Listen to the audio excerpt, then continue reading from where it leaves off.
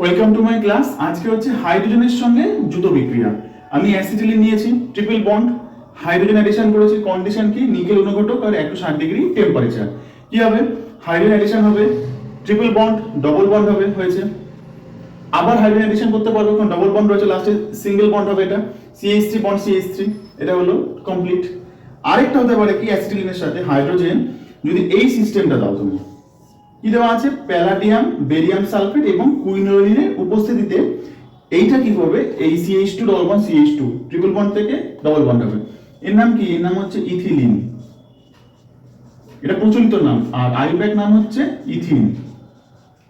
এটা কি? এটা অ্যালকেন, মিথেন। এটা কি? এটা অ্যালকিন।